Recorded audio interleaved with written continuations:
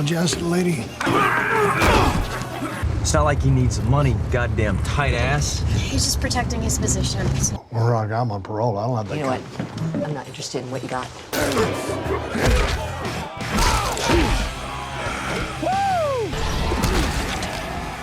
The story begins with John Brickner, a huge man with the body of a fighter and the face of a ghost, getting discharged from prison. He's done his time for second-degree murder and is being released, although on parole, to live the rest of his life as a free man. The prison gates close behind him, but freedom doesn't feel like freedom, because it feels like punishment.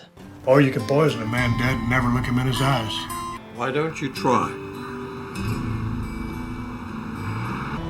Become a productive member of society. I've blocked you. John drifts into the city, trying to piece together a life by becoming a productive member of society. But his priority is finding a job. Given that he now has a criminal record, not many agencies would trust him enough to work with them, so he heads to a construction site where he'd be able to put his muscles to productive work. He does small construction jobs, hauling bricks and hammering beams. His size makes him useful, his silence makes him forgettable, but inside, he's restless and haunted. Take that load up to 18. In convict? After the day's work, he heads to a bar for a drink, where he notices the bar girl being harassed by a bunch of drunk customers. Seeing how powerless she was, he butts in and grabs the leader by the throat, squeezes an apology out of him before sending him flying out the door. The rest of the crew scatter like Scooby-Doo villains. Just bring that sweet heater right Hey, here. don't you know what to tell me?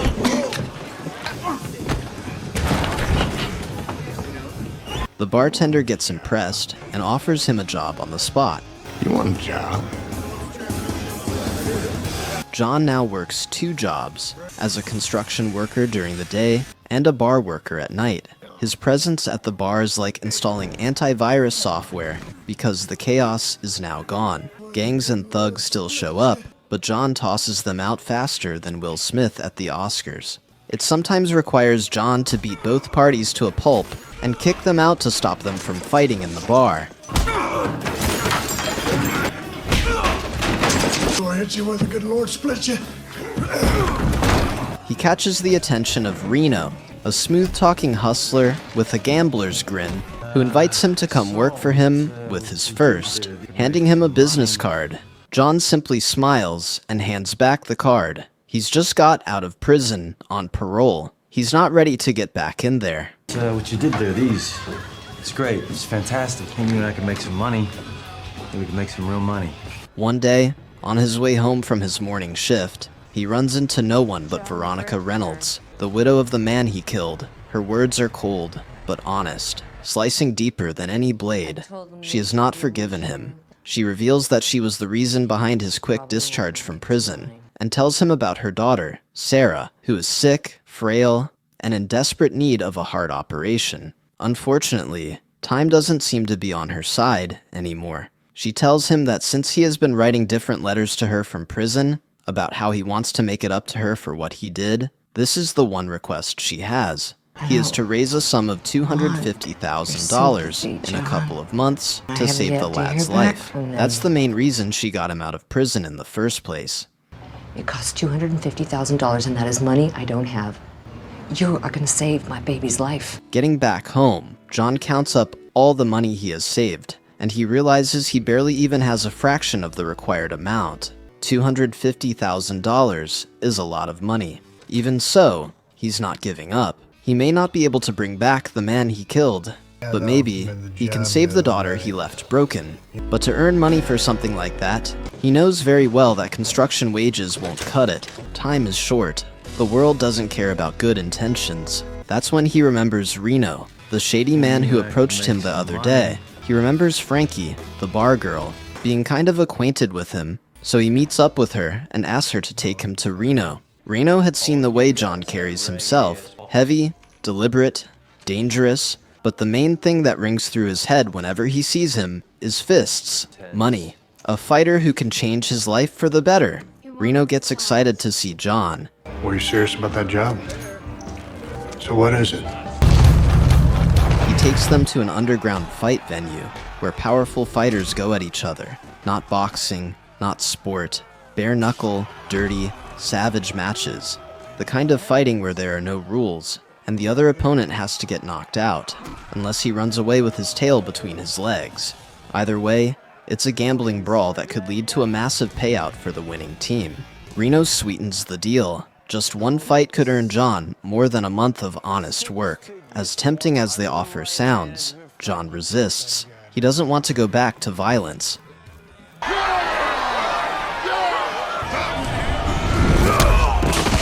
And all I gotta do is whip that guy down there. He visits Veronica at home to tell her there's nothing he can do to help, but she doesn't take it from him. If there's anything I can do, you just name it. I want to help. He's my friend. The following day, he gets fired from his construction job for absolutely no reason by his shitty boss, who immediately gets a heart attack afterwards. John does his best to save the man's life through CPR, while they wait for an ambulance to arrive, and thanks to him, the man lives. Still pretty much jobless. He knows he's in a tight spot, because no other job would be willing to take in an ex-convict, and the money from the bar can barely even cover his expenses, not to mention the dying girls. Out of options, he goes to the underground fighting venue, where he watches two amateur fighters go toe-to-toe with each other. One of them eventually wins, but then passes out shortly after. He is shocked to find out that the man is Reno's fighter, and the tournament isn't over yet. So with him being passed out, Reno would automatically be disqualified and would acquire a massive amount of debt, coupled with the ones he already has. John steps up for him and agrees to fight the next opponent, and Reno and Frankie's faces glow up with excitement, seeing him. They give him the information he needs about the next fighter to get him prepared as he steps into the ring. It is his first underground fight, and it already feels like stepping into hell. Dim lights and a cage, with a horde of people around it, rooting for his opponent. He sees a bunch of men place bets on his opponent, and imagines how everyone would react when he knocks the overconfident guy down. His opponent is a bit smaller, but vicious, with teeth like a shark. He bites. The bell goes off for the fight, and his opponent charges at him, throwing fast punches with the intent to kill. Given his fighting experience, he has the upper hand, but this is his first time fighting in a brawl like this. His opponent digs his sharp teeth into John's arm like a pit bull, throwing him off his game and causing him so much pain. He takes brutal hits, stumbling, tasting his blood. The crowd jeers, calling him washed up. Frankie groans. Maybe she was wrong about him after all, but she had already placed a bet, so all she can do is hope while she and Reno root for him.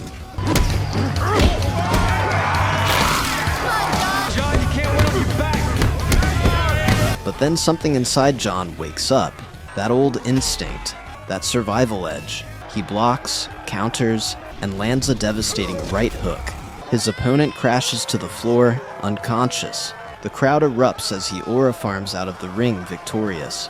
Now that Frankie and Reno have gotten a strong fighter, they're on the track now, but still have a long way to go, because apparently, just being a fighter is not enough. There's still a need for a huge sum of money to bring huge returns. So they try to pitch him to different people, but no one seems to be interested in investing in John. This leads to Reno selling a precious family heirloom of his so they can afford to put John in the next fight. People are motivated by rage and anger. Because you're not going to sell them on me, right? You're getting a good price here, young man. At the venue, Reno gets into trouble with a bunch of Mexicans because he owes money. So John steps up and agrees to fight on behalf of his honor. They select a fighter and get them in a ring, surrounded by dogs. This time around, his opponent is a bit bigger. The fight begins, and he takes a lot of heavy hits from the huge Mexican. But given his experience and jail time, he manages to retaliate, forcing his opponent to surrender. They make quite a bit of money and can pay off some of their debts, but still need a lot more money.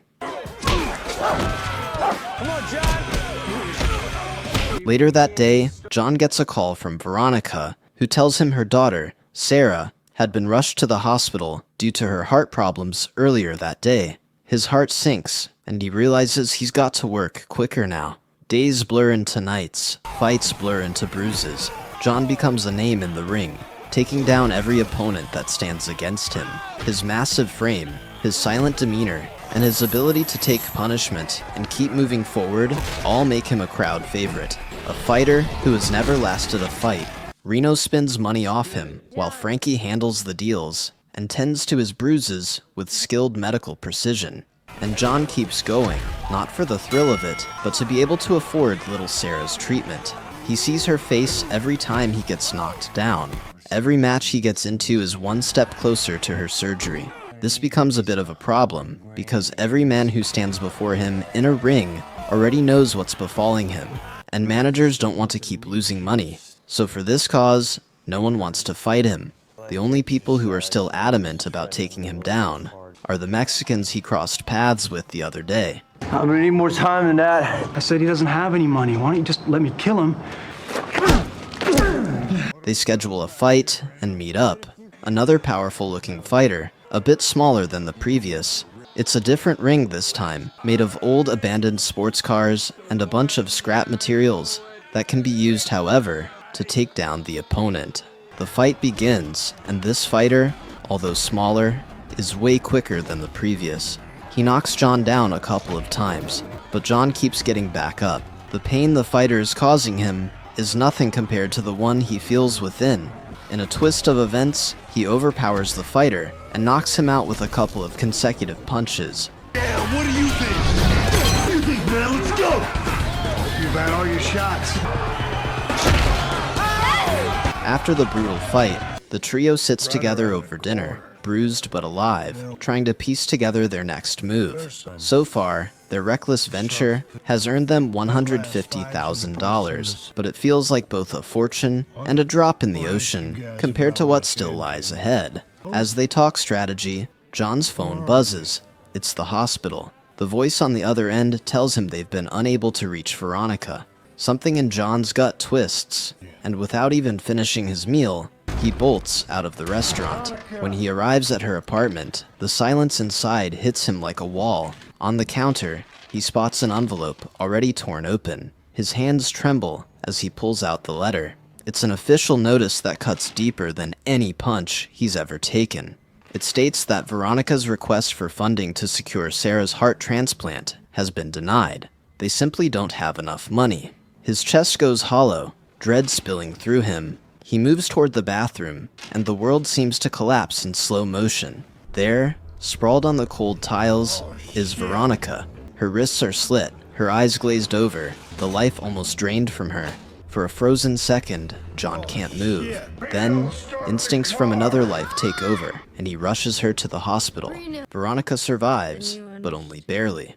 When she finally stirs awake, weak and pale, John is by her side. His voice cracks as he asks her why she would do such a thing. She answered firmly that she had hoped that by ending her life, doctors might be able to give her heart to Sarah. John's face hardens with grief. He says he will never let her die like this, and that she needs to trust him, because he will find another way. My heart is a match. They could have given her my heart. No. Don't you get it?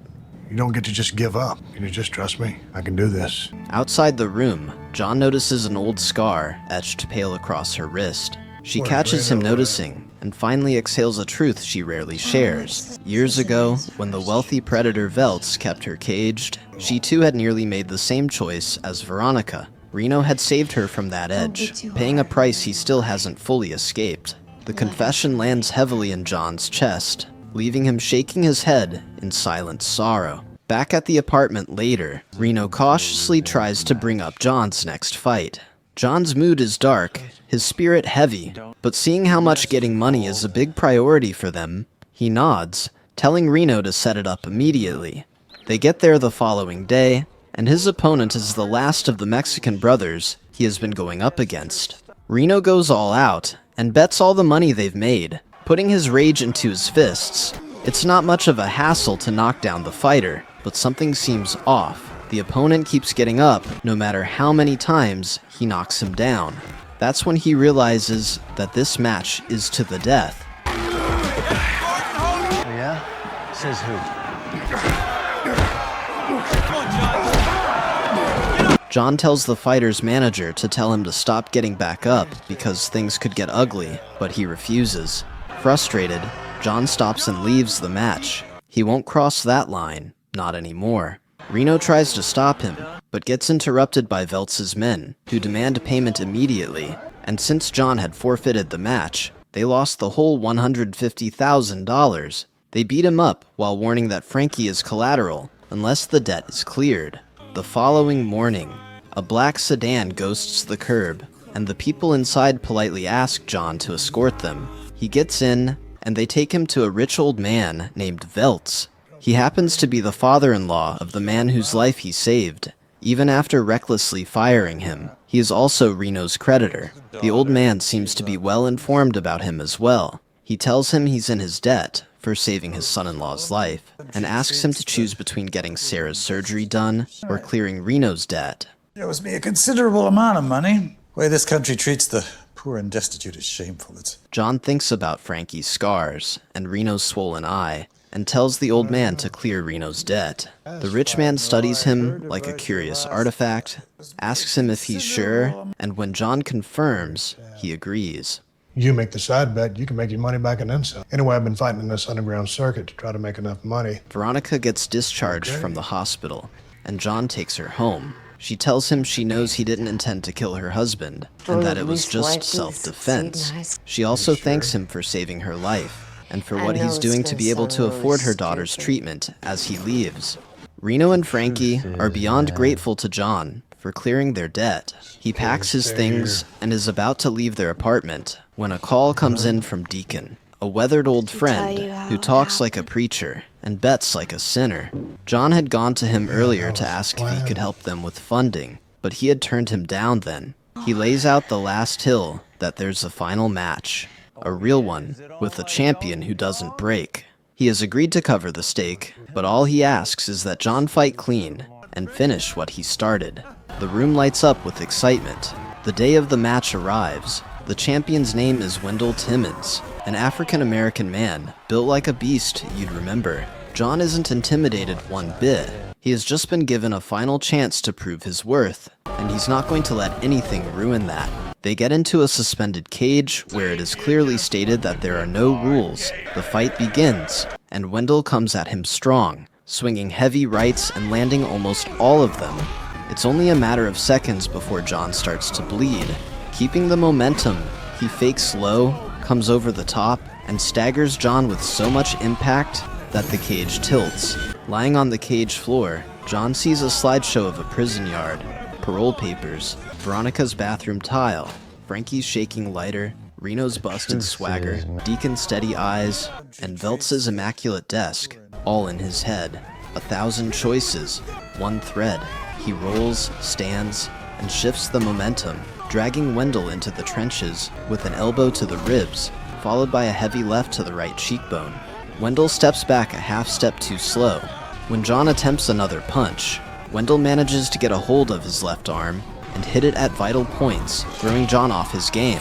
He then delivers a Roman Reigns-type super punch, which destroys the entire cage. They both fall to the ground. Wendell uses an underhanded method to try to kill John, but he manages to scale through by diving into a pool of blood nearby. When he comes out, they then go for a final touchdown, with John delivering his favorite knockout punch.